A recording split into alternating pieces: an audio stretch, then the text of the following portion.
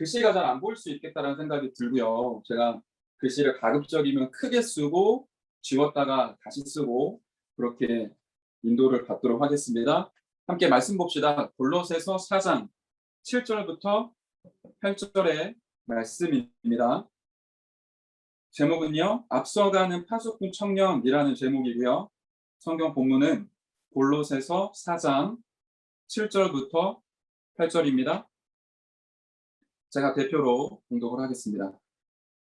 두기고가 내 사정을 다 너희에게 알려주리니 그는 사랑받는 형제요 신실한 일꾼이요 주 안에서 함께 종이 된 자니라. 내가 그를 특별히 너희에게 보내는 것은 너희로 우리 사정을 알게 하고 너희 마음을 위로하게 하려 함이라. 아멘. 네. 우리가 세계 청년 수련의 메시지 지난주에 1강을 함께 봤었고요. 오늘 2강의 메시지를 함께 보도록 할 텐데, 세계 청년 수련의 메시지는 간략하게만 정리를 하고 우리 이어서 9월 달에 있을 캠프와 40의 집중의 중요한 흐름들을 말씀으로 나누는 시간 갖겠습니다. 우리 지난주 강단 말씀 기억나시나요? 청년부 강단 말씀. 저와 여러분이 1세기가 늦은 교회를 살리는 숨은 모델이다라고 메시지를 주셨습니다. 청년의 위치 자체가 그런 거죠. 이제 교회를 들어가면 많은 중직자들과 교역자들이 있고요. 또 올라오는 후대들이 우리의 뒷모습을 보고 있어요.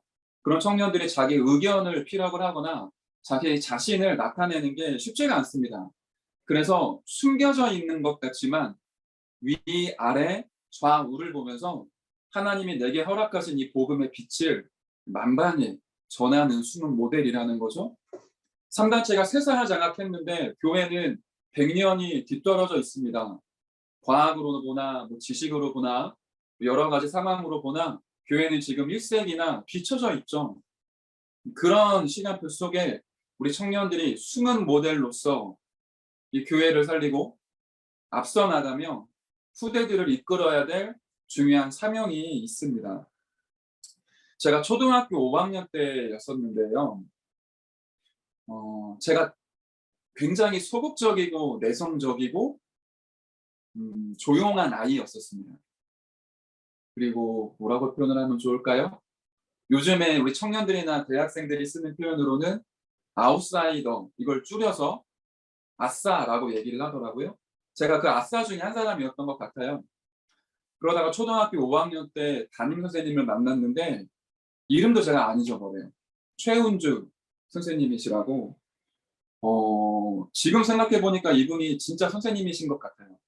아이들 한 명 한 명의 상태, 이 아이들의 가정 환경, 살아온 배경, 이 아이들의 기질, 이런 것들을 조금 깊이 보시면서 한 명 한 명이 가지고 있는 장점들을 살려주는 거예요. 그런데 재미있는 게 티가 안 나게, 보이지 않게 이 학생 한 명 한 명의 장점들을 살려주시더라고요. 제가 아웃사이더에 소극적이고 내성적이고 아이들과 어울리지 못하는 성격의 소유자였었는데 불과 이제 몇 개월 만에, 표현이 좀 이상하지만 아웃사이더에서 인싸로 바뀌더라고요. 그 반의 분위기를 주도하는 아이로 제가 조금씩 바뀌고 살아나더라고요. 제가 가지고 있던 좋은 것들, 예를 들면 근면, 성실, 정직, 내 얘기하려니까 좀 이상한데요. 제가 그런 걸 우리 부모님으로부터 좋은 걸 물려받은 게 있거든요. 근데 이렇게 사장되어져 있던 장점들을 담임 선생님이 조금씩 이제 발휘할 수 있도록 환경도 조성해주고 때때로 필요할 때 칭찬도 해주고요. 그러다가 아이들이 조금 잘못 하면은 그것도 냉정하게 평가해서 그게 잘못이라는 걸 깨닫게 해주고. 그러니까 모든 아이들이 선생님을 되게 좋아하는데 그 선생님한테 한 번이라도 더 이제 칭찬 듣고 대화하고 소통하고 싶어서 그런 분위기로 학교가, 교실이 바뀌더라고요. 아무도 선생님을 싫어하지 않아요. 너무너무 좋아요. 저도 제 일평생 동안 남는 참된 스승으로 기억을 하고 있습니다. 보이지 않게 사람들을 바꿀 수 있는 능력, 그게 청년들이 가지고 있는 숨은 모델입니다. 드러내지 않아도 괜찮아요. 그런데 올라오고 있는 우리 랩런트들과 우리 옆에 방치되어져 있고 소외되어져 있는 청년들, 그리고 위로는 우리들의 앞선 인생의 여정을 걸어가셨던 선배 중직자분들에게 복음에 선한 영향을 끼칠 수 있는 그 사람이 숨은 모델이죠. 이게 우리가 이번 2021년도에 한 해 동안 받을 청년 시간표의 응답입니다. 실제 바울과 초대교회는 이런 축복과 응답을 누리고 있었죠.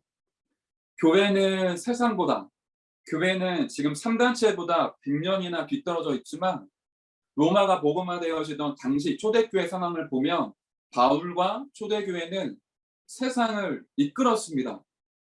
모든 부분에 있어서 세상을 앞서갔습니다. 거기에 대한 증거를 우리가 말씀으로 함께 오늘 확인을 하실 거고요. 그렇게 세상을 앞서가고 교회를 앞서가게 했었던 주역인 바울이, 이 사도 바울, 전도자 바울이 제일 좋아했던 인물이 두기고라는 청년 주의 종이었던 거죠. 숨은 모델이었고요. 교회와 전도자의 사정을 소통하는 사람이었고요. 보이지 않게 심부름을 하는데 교회를 살리는 심부름, 전도자의 필요를 채우는 심부름, 중직자들의 각인을 바꾸는 심부름, 렘넌트들의 각인을 바꾸는 심부름, 이런 축복과 응답을 두기고라는 청년 주의 종이 받은 것입니다. 이게 저와 여러분이 이번 2021년도에 세계 청년 수련회를 요약하면서 붙잡을 언약이고 메시지입니다. 저와 여러분이 그런 두기고처럼 앞서가면서 교회를 이끌어가는데 드러나지가 않아요. 복음의 본질을 가지고 중직자도 살리고 교역자도 살리고 렘넌트도 살리는데 나는 드러나지 않고 복음만 나타나게 하는 숨은 모델. 이런 숨은 모델이 교회에 많아지면 보이지 않게 영적인 분위기가 바뀌기 시작을 합니다.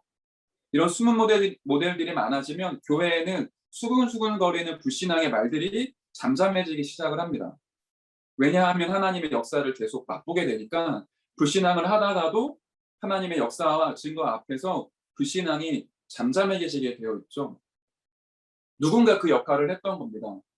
두기고라는 인물이 이 축복과 응답을 가지고 교회에 중요한 심부름을 했던 거죠.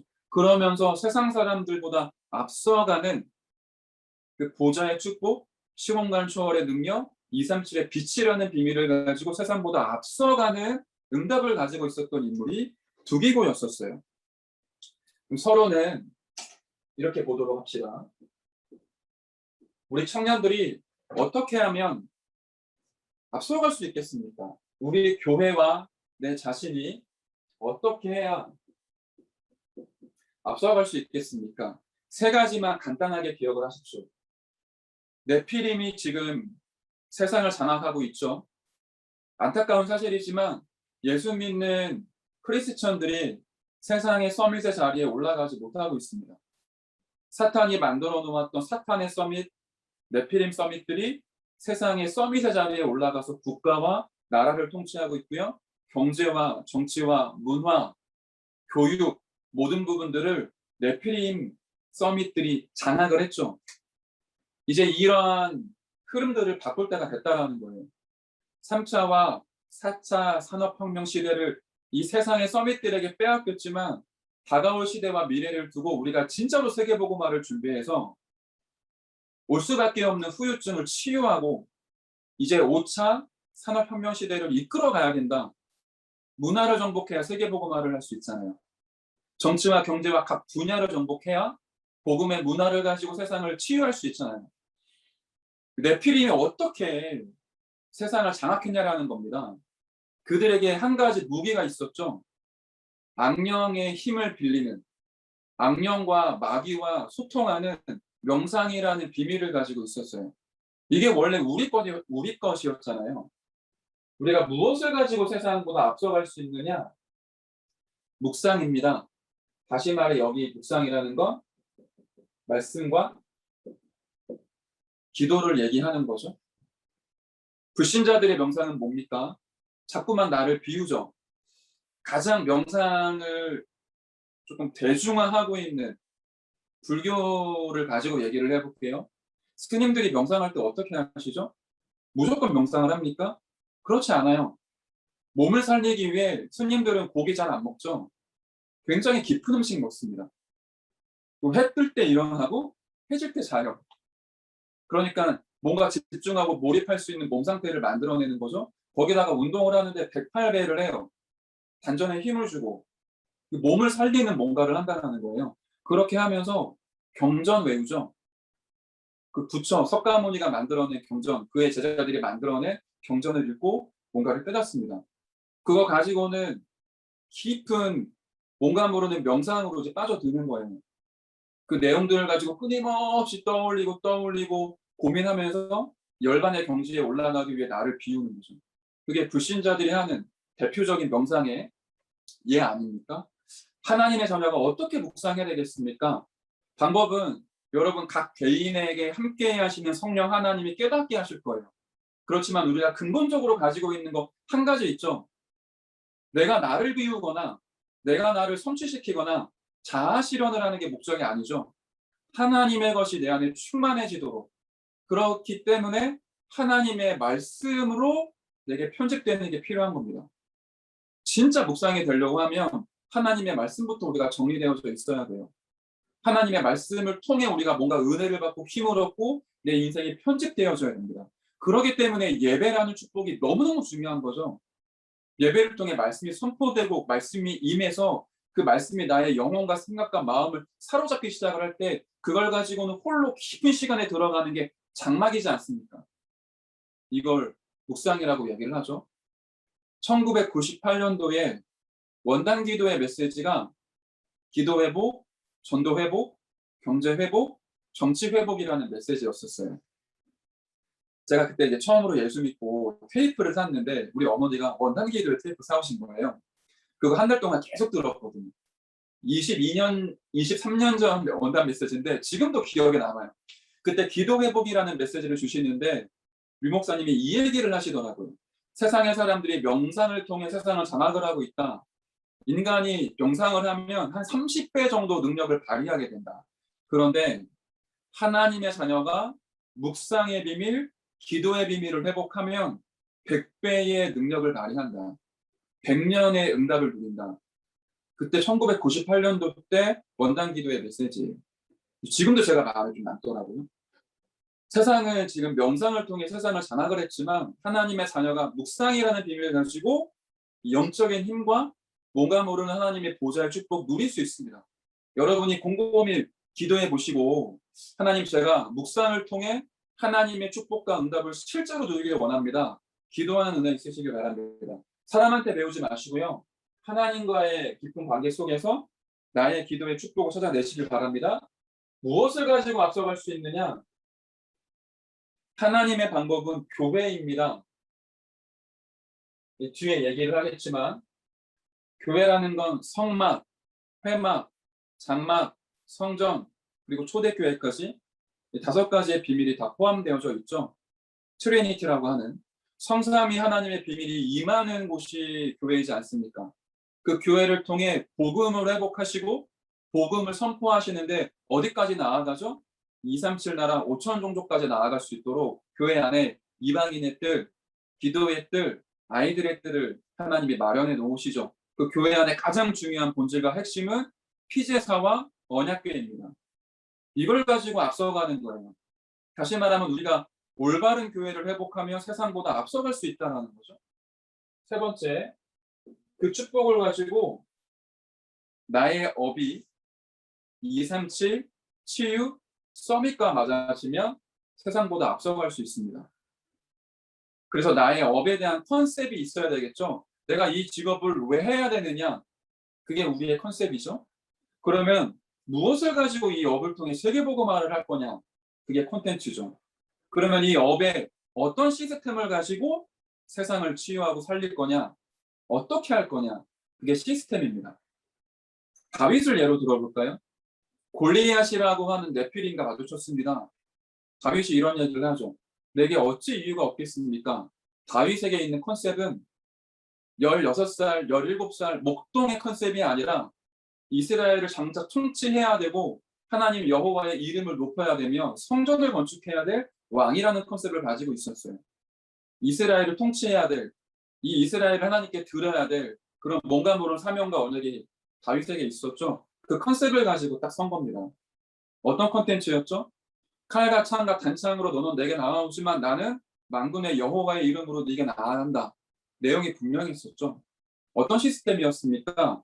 하나님이 목동으로 있을 때 양 한 마리도 잃지 않게 하시기 위해 물맷돌을 가지고 사자도 곰도 깨트릴 수 있는 시스템을 주셨어요. 그것 가지고 골리앗을 무너뜨렸죠. 지금 이 시대에 각 분야에 골리앗이 어마어마하게 많습니다. 저와 여러분은 너무 작은 한 청년에 불과해요. 그런데 여러분의 그 업이, 여러분이 가지고 있는 그 물맷돌이 하나님의 능력의 장중에 붙잡히게 되면 너무너무 커다랗게 보이는 네피림 문화, 골리앗의 문화를 깨트릴 수 있습니다. 세상보다 앞서갈 수 있다. 우리의 능력과 실력이 아닌 만군의 여호와의 이름과 전쟁을 승리하게 하시기도 하고 실패하기도 하게 하시는 그 하나님의 절대 주권 가지고 승리할 수 있다는 거죠. 이게 2021년도 세계 청년 수련회 2강의 메시지 간단하게 준비한 거고요. 이거 가지고 우리가 9월 한 달 동안 전교인 캠프와 40일 집중을 이어갈 거예요. 흐름은 똑같습니다. 어떻게 하면 교회를 살려서 진짜 237 치유 서밋 운동을 실제로 실현시킬 겁니까? 내 인생을 향하신 하나님의 계획을 어떻게 찾아서 내 인생을 말씀으로 편집하고 설계하고 디자인하고 승리하는 여정을 걸어가겠습니까? 그게 9월 캠프와 그 40일 집중에 숨겨진 하나님의 응답이죠. 여기에 대한 답은 세상에 있지 않고요. 하나님의 말씀이 성경 안에 모든 답이 다 들어가 있습니다. 그래서 우리는 세상의 말과 세상의 정보들을 참고하지만 우리가 정말로 마음에 담아야 될 얘기들은 하나님의 말씀이고 하나님의 음성이겠죠. 성경에서 말하고 있는 가장 중요한 게 무엇일까요? 본질을 먼저 회복해야 됩니다.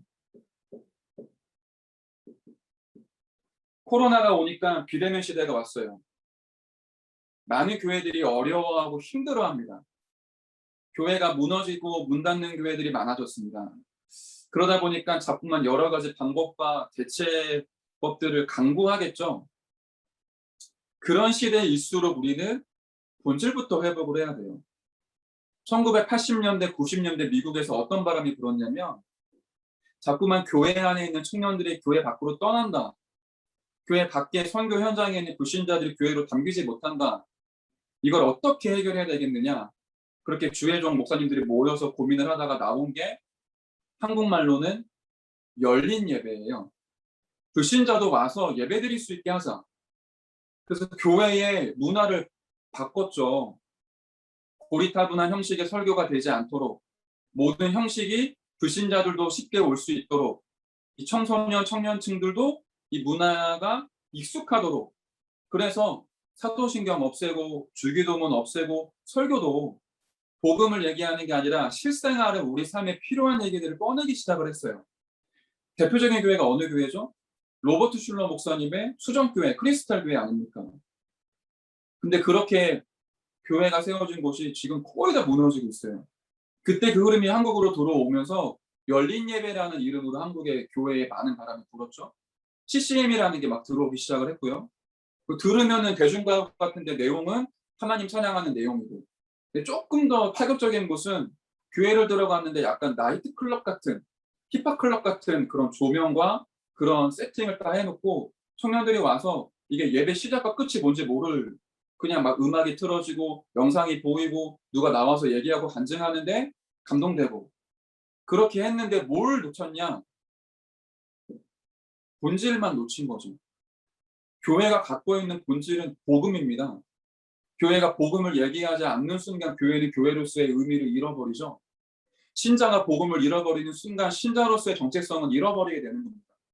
렘넌트가 복음을 본질을 놓치는 순간 예배 많이 드리고 기도 많이 하고 헌금 아무리 많이 해도 렘넌트의 축복은 끝나는 겁니다.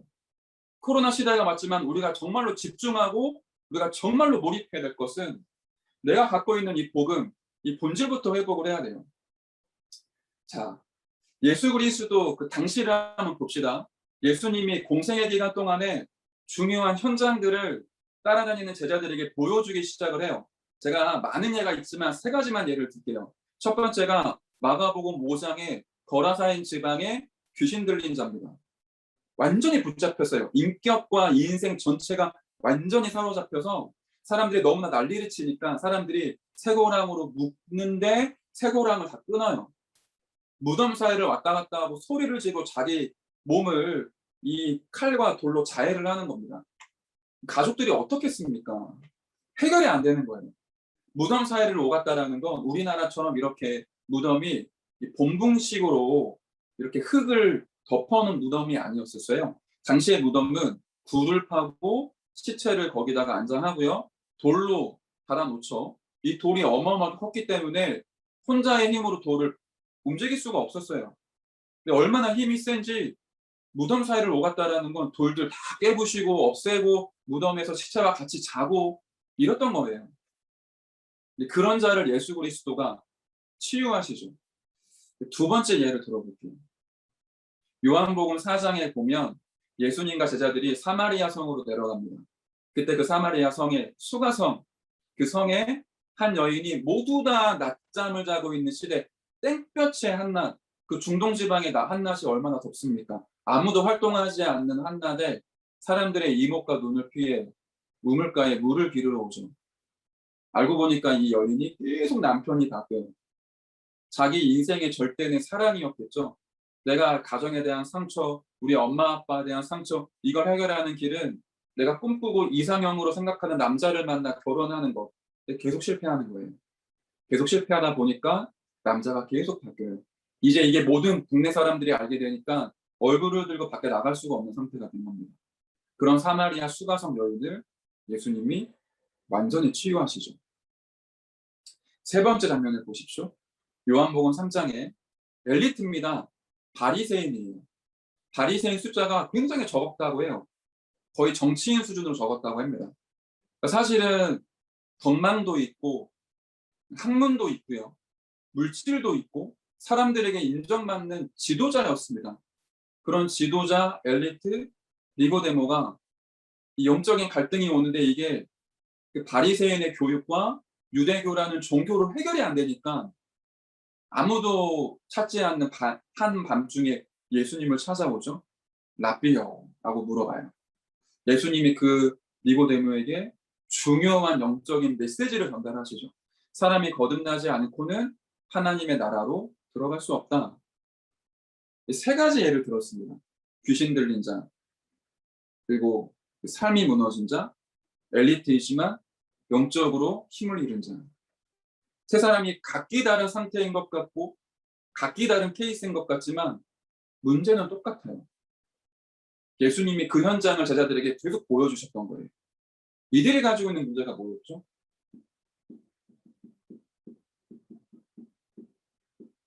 하나님을 떠난 영적 문제였습니다. 이걸 제자들에게 계속 보여주시는 거예요. 한 개인이 뭔가 모르게 문제가 와서 사업에 실패하고 이혼하고 자녀들이 전부 방황하고 본인은 우울증에 시달리고 이게 그냥 문제가 아니죠. 돈 문제가 아닙니다. 성격 차이 때문에 이혼한 게 아니에요. 아이들이 원래 성격이 안 좋아서 삐뚤어지는 게 아닙니다. 굉장히 보이지 않는 이면에 어떤 한 존재가 이 가정을 파탄시키고 있죠. 더 나아가 개인에게는 눈에 보이지 않지만 굉장한 영적 문제가 DNA로 들어가 있습니다. 근데 이게 굉장히 오래됐죠. 가정과 가문을 타고 계속 흘러내려오면서 쌓여져 왔던 거예요. 그게 표출될 때는 중독으로 표출되고요. 또 다른 쪽으로는 뭐 자살로 표출이 되거나 아니면 폭력으로 표출되기도 하죠.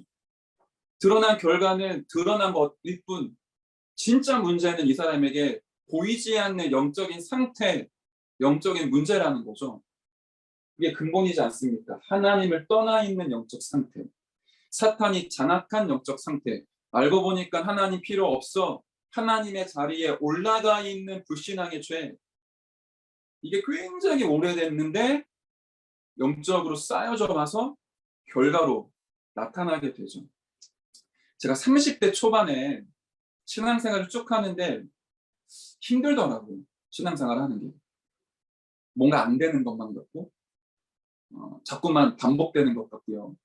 그러다 보니까 어떤 것들이 제 안에 이제 막 들어왔고 표출이 됐냐면 내가 이렇게 살아야 되나? 내가 무엇인가 선택하고 결정할 때마다 하나님께 질문해야 되나? 내 맘대로 하면 안 되나?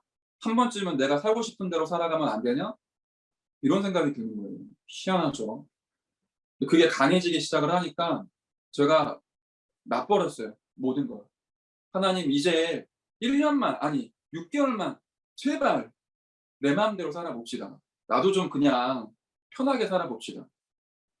사단이 주는 메시지인데 그걸 몰랐죠. 그리고는 마음대로 막 살았어요. 처음에는 너무 좋더라고요.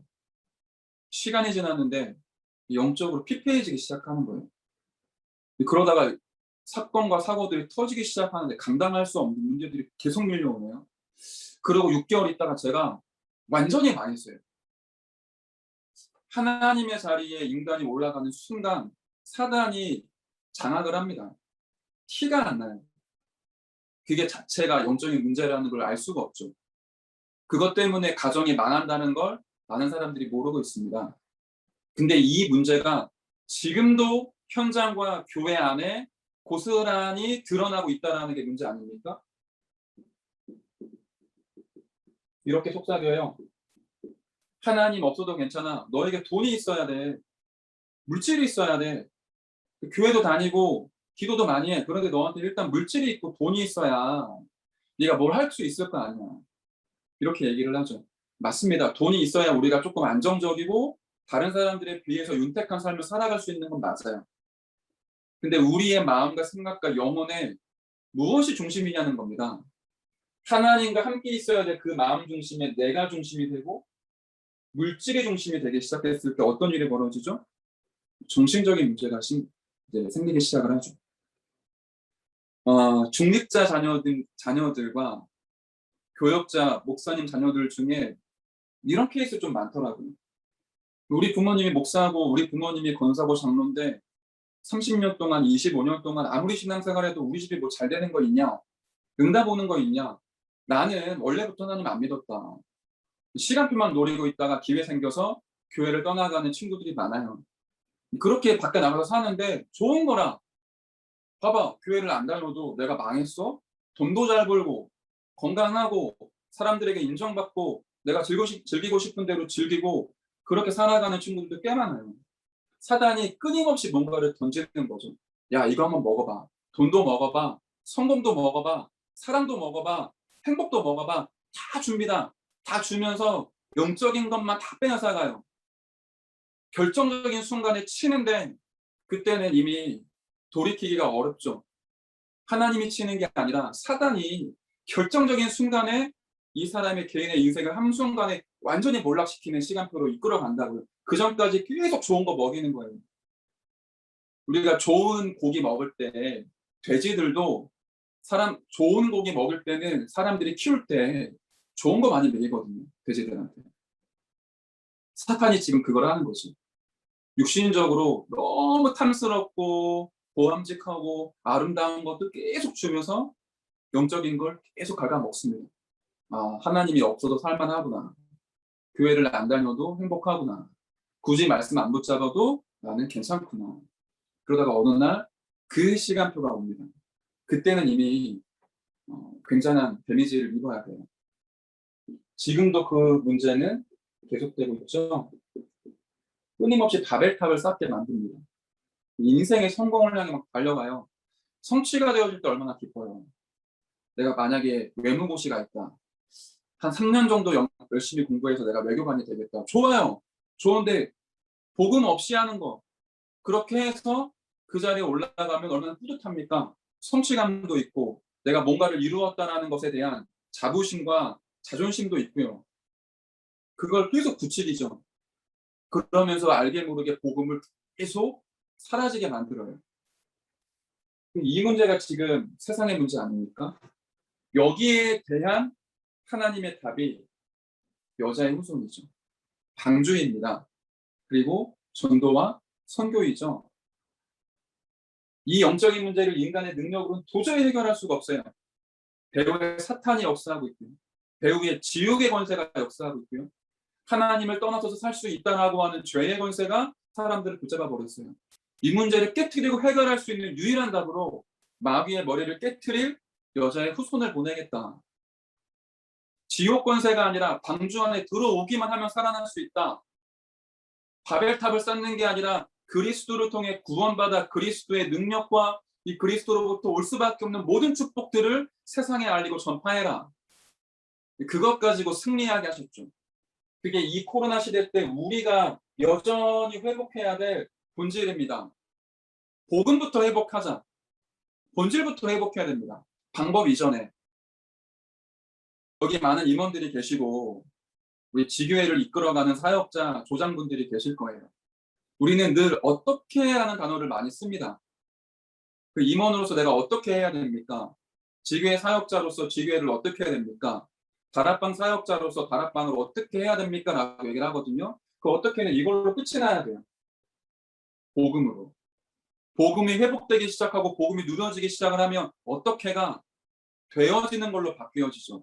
아, 이래서 하나님이 하시는 거구나.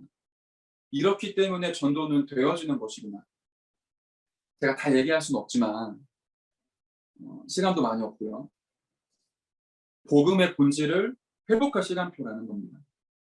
우리에게 와 있는 근본 문제의 실체를 들여다봐야 돼요. 그 문제를 해결할 수 있는 유일한 답이 무엇인지를 확인하고 체험하고 확신해야 됩니다. 그 그리스도의 비밀을 가지고 우리가 어디로 들어가야 됩니까?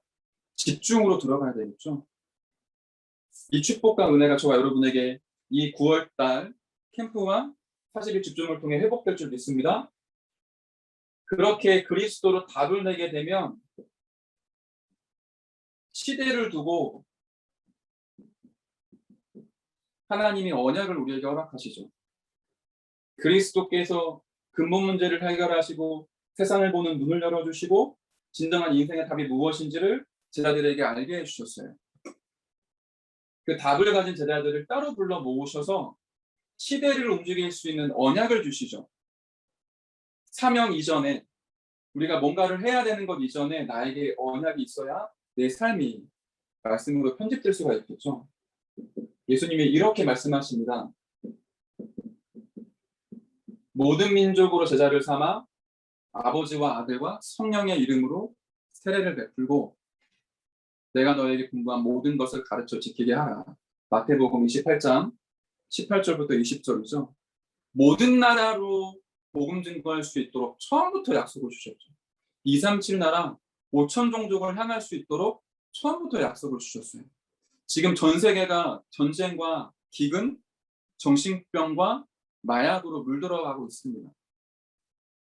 이 문제에 대해서 심각하게 고민하고 가슴 아파하는 전도자가 있다면 이 세계의 문제를 보면서 기도하는 파수꾼이 있다면 하나님은 절대로 그 교회와 개인을 무너뜨리지 않으시겠죠.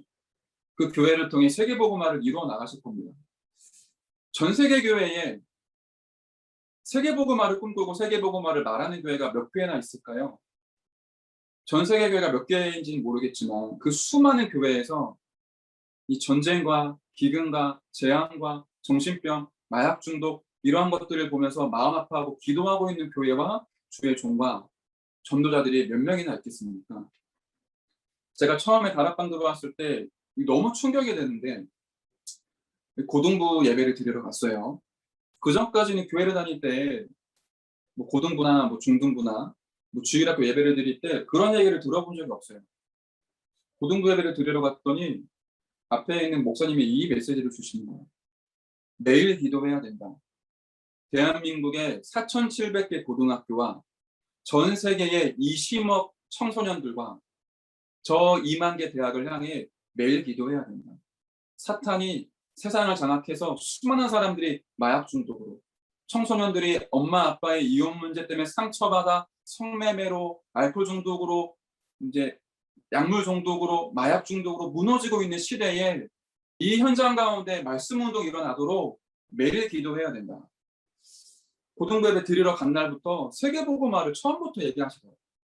지금까지 변함이 없죠. 저와 여러분들이 눈이 열려야 됩니다.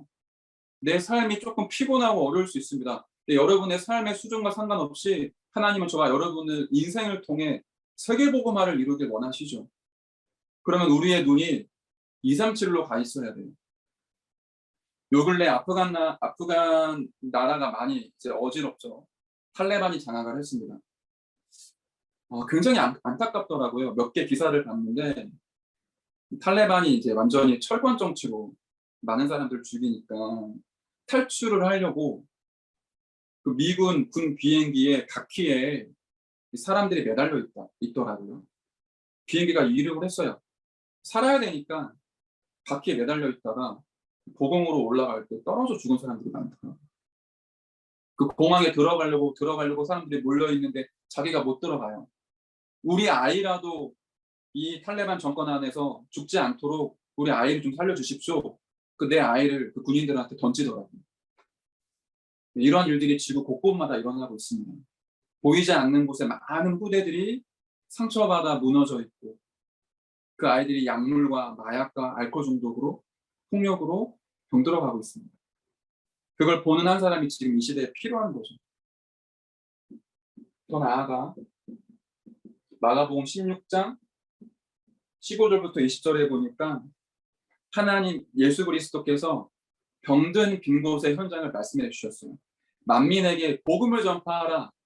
믿는 자에게 이런 표적이 따르리니 라고 하시면서 병든 자에게 손을 얹은즉 나으리라. 병든 자가 너무 많은 현장을 보고 안타까워하시면서 제자들에게 언약을 주신 거죠. 초대교회 사역은 그래서 치유 사역부터 시작이 됩니다. 베드로와 요한이 성전에 나면서부터 안진뱅이 된 자를 치유하죠. 안진뱅이를 진짜 중요한 하나님의 눈과 시선으로 목격을 하니까 안진뱅이가 다르게 보였어요. 이게 단순히 이 사람이 태어나면서부터 부모님의 실수나 유전적인 이유로 안진뱅이 된 그 정도가 아니구나. 창세기 3장의 문제가 흘러서 이 가문을 덮었고 가정의 역사했고 이 개인이 무너질 수밖에 없도록 운명에 붙잡힐 수 없도록 사실은 이게 육신의 문제가 아니라 영적인 문제이구나. 영적인 치유를 해야 되겠구나.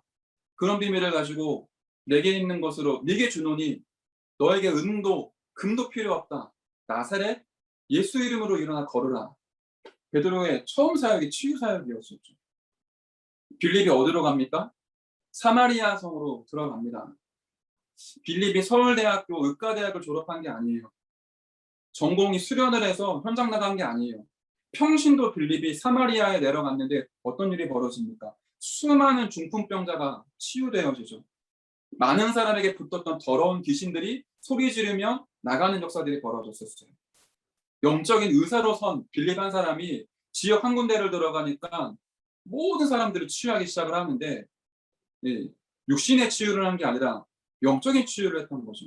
본질을 회복했던 한 사람이 현장으로 들어가니까 영적인 눈을 가지고 사람들을 진단하기 시작을 했고 사람들의 진짜 문제를 파악을 했고요. 진짜 문제, 진짜 답이고 유일한 답이 그리스도를 설명하기 시작하니까 하나님의 성령이 그 지역 가운데 역사하기 시작을 했어요.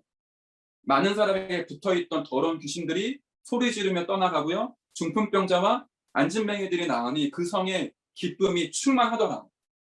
지금 이 시대에 그런 영적인 의사를 주님이 필요로 하십니다. 그러한 영적인 의사로 저와 여러분들을 부르신 거죠. 우리의 실력 가지고 사람들 치유하는 거 아니잖아요. 본질을 회복하는 사람을 통해 세상을 치유해 나가시고 237을 살리길 원하십니다. 그 예수 그리스도의 언약은 어디로 향하죠? 요한복음 21장 15절부터 18절이에요. 베드로에게 물으십니다. 네가 나를 사랑하느냐? 예수님을 3번이나 부인하고 배신했던 베드로를 주님이 찾아오셔서 질문하시죠. 네가 나를 사랑하느냐? 여러분에게 어떻게 들리십니까? 혜영아, 정말로 복음을 사랑하냐? 복음의 가치와 이 복음의 필요를 네가 진짜 알고 있냐? 이 복음의 능력을 너가 정말 사모하냐? 이 복음 운동이 가장 가치 있다는 걸 정말 믿고 있냐? 네가 정말 주를 사랑하고 복음을 사랑하느냐? 그 질문을 지금 우리에게 하시죠. 베드로가 대답을 합니다. 주여, 내가 주님을 사랑하는 줄 주님이 아십니다. 3번이나 물으세요. 그리고 답을 똑같이 하시죠. 내 어린 양을 먹이라. 네가 진짜로 복음 사랑하고 복음의 가치를 알고 복음으로 인생을 드리게 원한다면 렘넌트를 키워라. 복음 운동이 끊기지 않기 위해, 복음 운동이 사라지지 않기 위해 복음이 교회에서 소멸되지 않기 위해 후대에게 이 하나님의 복음을 전달하고 심고 후대를 단순한 성공자가 아니라 영적인 서밋으로 복음 사랑하고 복음을 지키고 복음을 수호하고 복음 전달할 수 있는 영적인 지도자로 그리스도의 제자로 렘넌트를 키워라. 그 메시지를 주셨죠. 이게 우리 인생 가운데 설계되어져야 되지 않겠습니까? 우리 인생이 237로 치유로 서밋으로 예수 그리스도의 손에 붙잡혀 있는 가장 중요한 그 그리스도의 부활 메시지와 언약이 우리 인생 가운데 설계되어져야 되겠죠. 이걸 2021년도 9월 달에 다시 회복하고 붙잡자라는 거예요. 복음의 본질 속으로 들어가고요. 237 치유 서밋 운동이 슬로건과 표어가 되지 않도록 내 인생을 설계하는 설계 돌변이 될 수 있도록 하나님의 언약을 내게 허락하여 주시옵소서.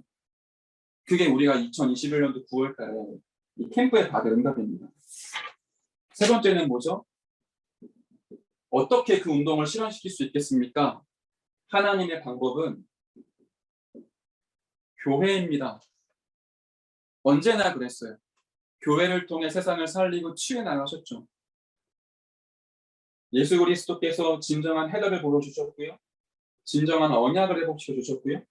그 그리스도께서 120명의 성도, 그리스도의 제자가 모이는 교회를 이 땅 가운데 남기셨죠. 그 교회를 이름해 우리가 마가다락방 교회라고 얘기를 합니다. 그 흐름이 어디까지 흘러가죠? 로마서 16장까지 흘러갑니다. 몇 사람이 모였는데 완전 제자예요. 완전 복음의 사람들, 완전 전도 제자, 지역의 영적 사령관 몇 사람들이 모여서 로마 교회를 회복을 했더니 250년 만에 강대국 로마가 무릎을 꿇게 됐었죠. 하나님의 방법은 교회에 있습니다. 어떤 교회냐는 거죠. 이게 우리가 지금 이 코로나 시대 때 비대면 시대 때 회복할 부분 아니겠습니까? 비대면으로 훈련할 수 있는 교회, 비대면으로 훈련하면서 모일 수 있는 교회. 코로나가 우리에게 어려운 건 맞아요. 재앙도 맞습니다. 그렇지만 하나님의 사인이 그 속에 담겨져 있죠. 제가 계속 강조하고 또 강조하지만 비대면이라는 것은 혼자서도 언약을 붙잡을 수 있는 상태가 되어져야 된다는 거죠. 다시 말해 비대면 훈련의 가장 중요한 키는 개인화입니다. 더 나아가 확실한 제자 훈련입니다. 그것도 동시다발적으로 할 수 있죠. 초대교회가 이 전략을 썼어요. 한 명 한 명을 하나님이 원하시는 전도 제자로 만드는 것. 이게 비대면 시대의 가장 중요한 키가 되겠죠. 두 번째입니다. 흩어지는 교회가 중요한 키잖아요. 흩어지는 교회, 모이는 교회. 이게 세계를 장악한 예수 그리스도의 방법이었습니다. 성막을 통해 힘을 얻고 보좌의 축복을 누리다가 그 성막의 축복을 어디로 가지고 가죠? 내가 있는 가정과 직장과 지역으로 가지고 가요. 우리가 모이는 교회도 잘 되어야 하지만 더 중요한 건 내가 있는 내 현장의 교회입니다. 여러분의 처해 있는 모든 현장을 교회로 만드세요. 가정교회, 미션홈으로, 지역의 지교회로, 직장의 전문교회로 여러분이 가는 모든 곳마다 말씀운동, 기도운동, 전도운동이 일어날 시스템들을 모든 곳마다 깔아가는 겁니다. 수도권에 이런 교회가 수만 군데가 깔려야 돼요. 모든 관공서마다, 대학마다, 저 회사마다, 경찰서마다 모든 곳곳마다 하나님이 진정으로 원하시는 본질 회복하고 언약 가진 자가 말씀운동, 기도운동, 전도운동의 시스템을 모든 곳에 남기는 겁니다. 여러분이 가는 모든 곳에 이 축복이 진짜로 일어나기를 진심으로 축복하고 기도합니다. 그래서 후대를 살리고 병든 자를 치유하는 현장교회를 회복하라. 무엇을 가지고요? 이 서신 전략이었죠. 바울이 찾아갈 수 있는데 한계가 있었어요. 그러니까 편지를 써서 보냅니다. 지금도 마찬가지겠죠. 교회까지 갈 수 없고 모일 수가 없어요. 그렇지만 유튜브 시스템에 우리가 원타임 패스라고 하는데 한 번만 클릭을 하면 우리가 말씀에 집중할 수 있는 중요한 컨텐츠들이 다 준비가 되어져 있죠. 그리고요, 더 중요한 건 해당 전략이었습니다. 랩런트들을 실제로 살리는 운동들이 일어났던 거죠. 청년은 랩런트 기간으로 치자면 완전히 끝자락에 있어요. 사람의 나이가 30대 후반을 넘어서기 시작을 하면 잘 안 바뀌어요. 40대 이상 되면 그 전까지 살아왔던 걸 토대로 앞으로 인생을 살아가지 새로운 걸 받아들이고 변화하고 갱신하기가 굉장히 어렵습니다. 알아도 잘 안 바뀝니다. 그래서 우리가 어렸을 때 무엇이 들어가느냐가 되게 중요하다고 얘기를 하죠. 청년은 랩런트 시기의 끝자락입니다. 여러분에게 어쩌면 마지막 기회일 수 있어요. 내가 진짜로 변화되고 갱신되고 치유될 수 있는. 그 이후부터는 깨달아지고 많은 것들을 누린다고 해도 체질은 잘 안 바뀔 거예요.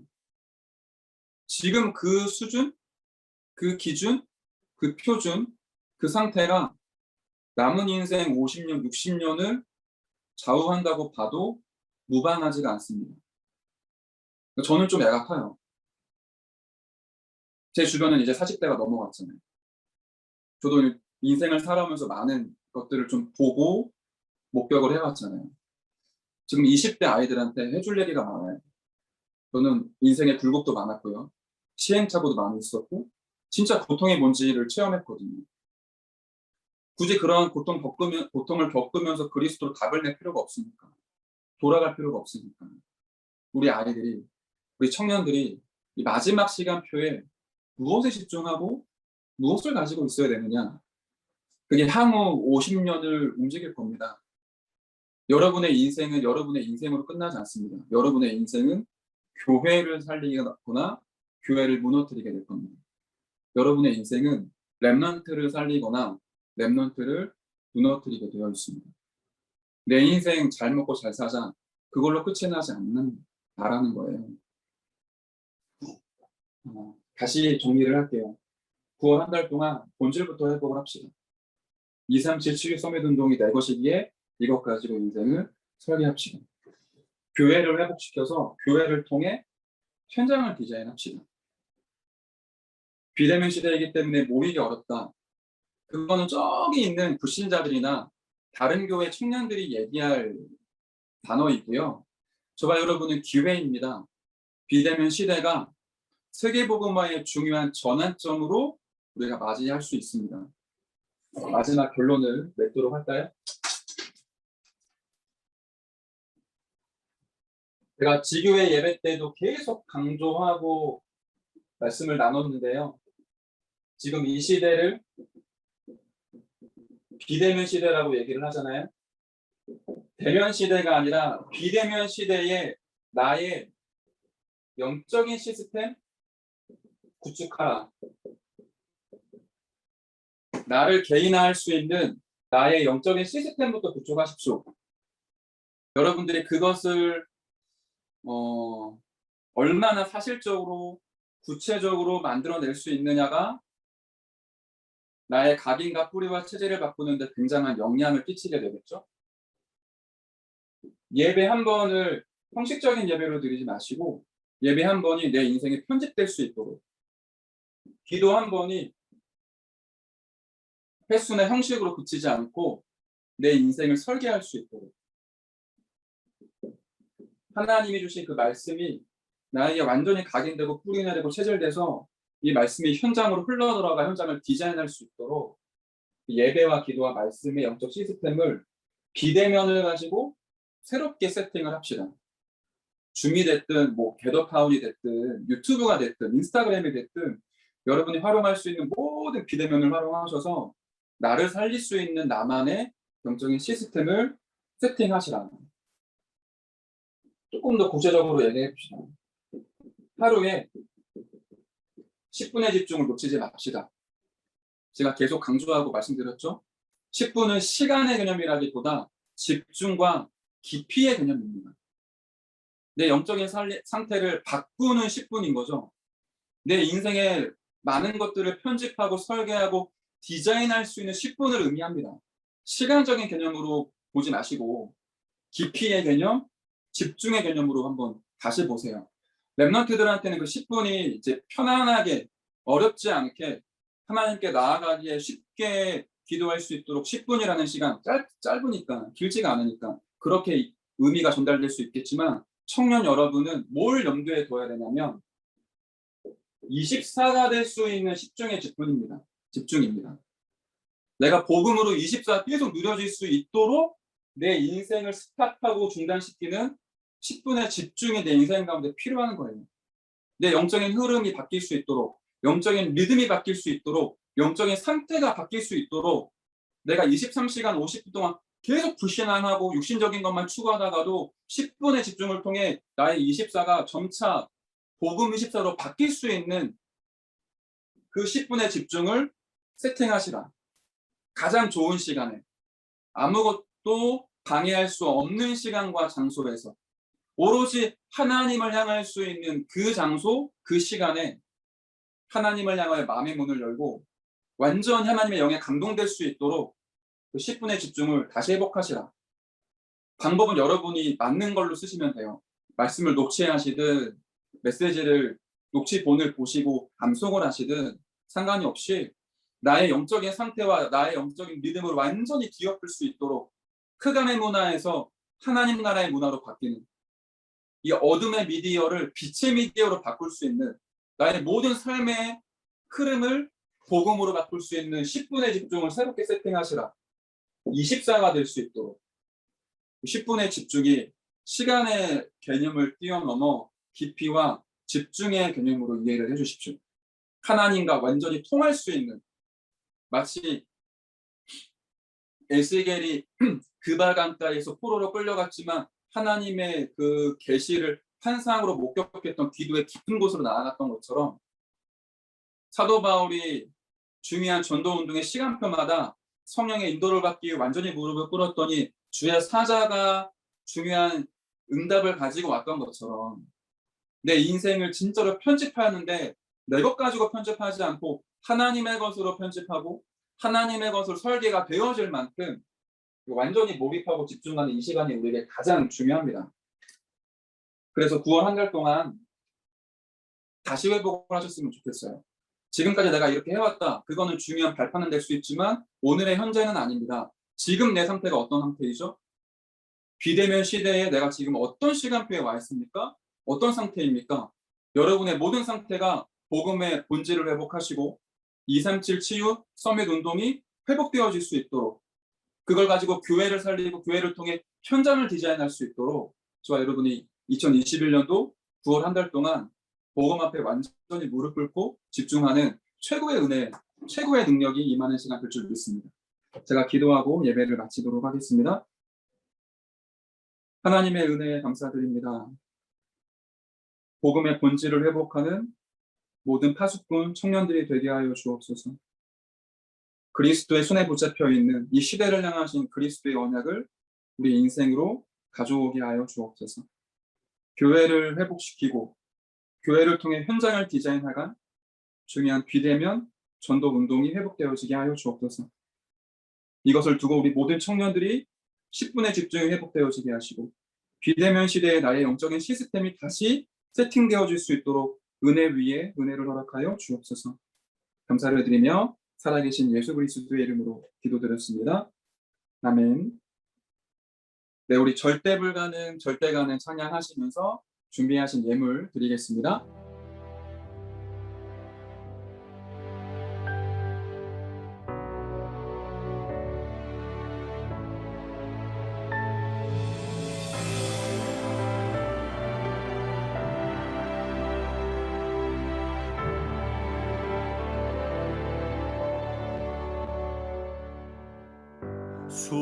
수많은 환난과 핍박의 때를 지나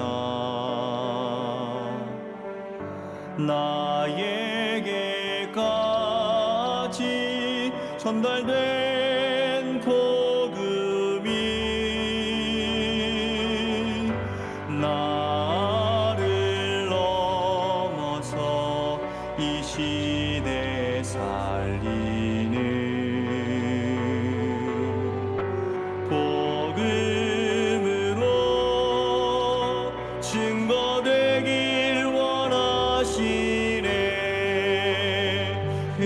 평안과 혼돈과 공허로 가득한 이 땅에 피 되신 그리스도 보내시고 교회를 세우셨으니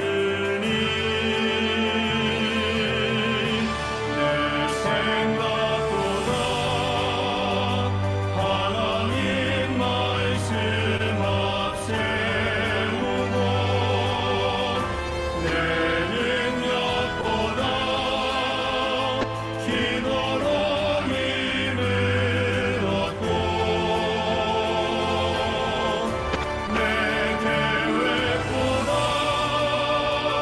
오직 선교를 생각하며 절대 가능해 도전을 시작하리.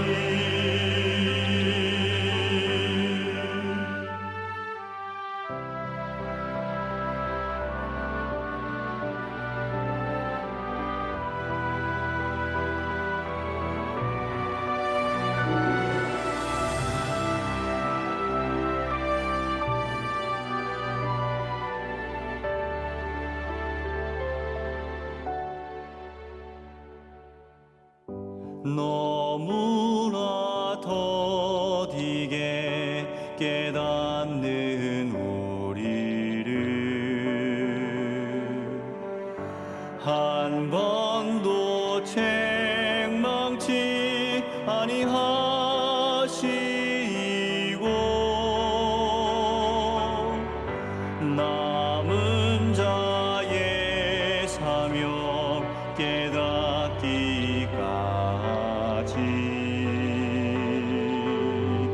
천년을 하루같이 기다리셨네. 어두운 시대를 살리는 하나님 나라 위하여 우리를 선교사로 부르시고 또 절하라 하셨으니 내 생각보다 하나님 말씀 앞세우고 내 능력보다 기도로 힘을 얻고 내 계획보다 오직 선교를 생각하며 절대 가능해 도전을 시작하리.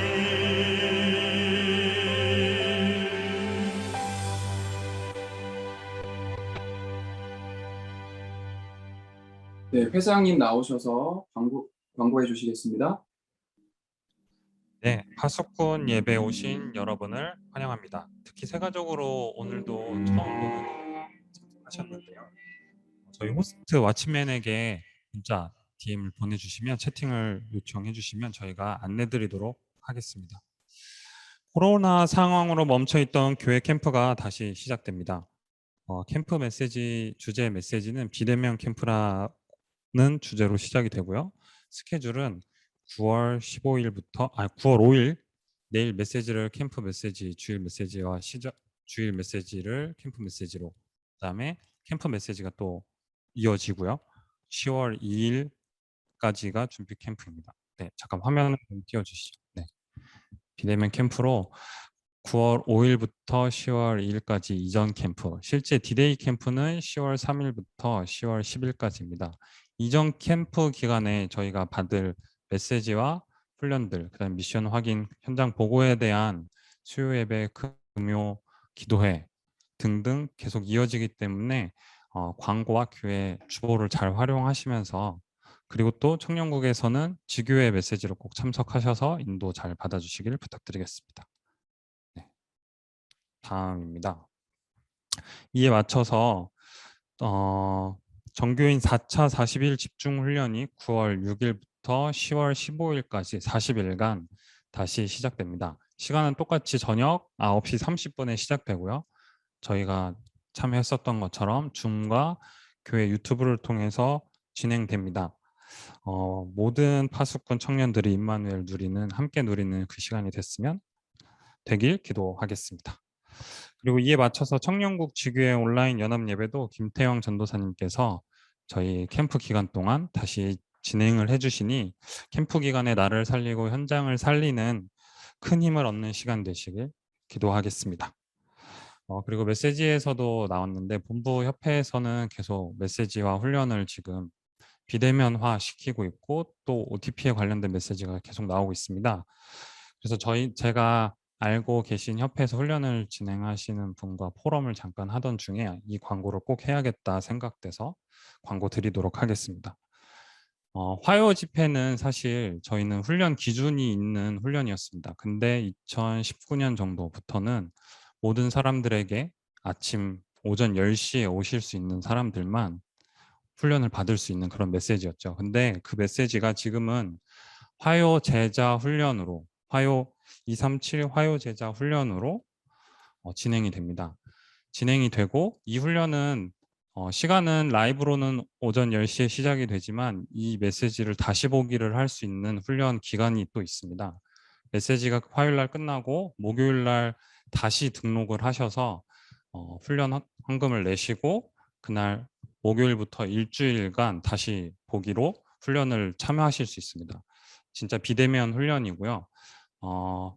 로그인 후 6시간입니다. 6시간 안에 본인이 시간이 되시는 시간에 마음과 생각과 중심을 딱 훈련으로 맞춰 놓으시면 언제 어느 시간에서든지 화요 집회 메시지를 화요 제자 훈련을 받으실 수 있습니다. 저희가 비대면으로 되면서 원래는 해외에서 하는 대회들이 지금은 다 한국 시간에 맞춰서 저희가 참여를 할 수 있습니다. 정말 미국에 마음을 담고 계신 분들이라면 얼마 전에도 미국 집회 메시지가 있었죠. 그렇게 참석하실 수 있고 일본도 앞으로 있습니다. 이런 광고들을 계속 앞으로 드릴 테니 마음에 담기시는 나라가 있으시면 그 나라 훈련을 참석하실 수 있는 시간과 중심을 인도받으셨으면 감사하겠습니다. 이상으로 광고를 마치고 전도사님 나오셔서 헌금 기도와 주기도문으로 예배 마치도록 하겠습니다. 네, 내일 2부 예배 이후에 김종윤 행정 목사님이 이전 캠프 메시지를 선포하십니다. 여기 계시는 모든 청년 여러분들은 2부 예배 이후에 유튜브나 줌을 통해서 캠프 메시지를 꼭 확인해 주시기를 간곡히 부탁드립니다. 네, 기도하겠습니다. 하나님 감사드립니다. 모두가 불을 끄고 있을 때 불을 켜는 영적인 파수꾼으로 불러주시며 감사를 드립니다. 우리 파수꾼 청년들이 인생 전체를 담아 주님께 예물을 드렸습니다. 이 예물이 쓰여지는 모든 곳곳마다 병든자들이 살아나고 치유받으며 렘넌트들이 영적 서밋으로 일어나고 237의 제자가 일어나는 그런 축복과 은혜가 있게 하여 주옵소서. 예물 드리고 함께 예배에 참석한 모든 청년들의 가정과 또 산업과 이들의 경제 위에 하나님의 나라가 임하게 하여 주옵소서. 이들에게 빛의 경제가 회복되어져서 세계복음화를 이룰 하나님이 원하시는 산업과 기업의 축복이 임하게 하여 주옵소서. 감사를 드리며 살아계신 예수 그리스도의 이름으로 기도드렸습니다. 아멘. 하늘에 계신 우리 아버지여, 이름이 거룩히 여김을 받으시오며 나라에 임하옵시며 뜻이 하늘에서 이루어진 것 같이 땅에서도 이루어지이다. 오늘날 우리에게 일용할 양식을 주옵시고 우리가 우리에게 죄 지은 자를 사하여 준 것 같이 우리의 죄를 사하여 주옵시고 우리를 시험에 들게 하지 마옵시며 다만 악에서 구하옵소서. 대개 나라와 분수와 영광이 아버지께 영원히 있사옵나이다. 아멘.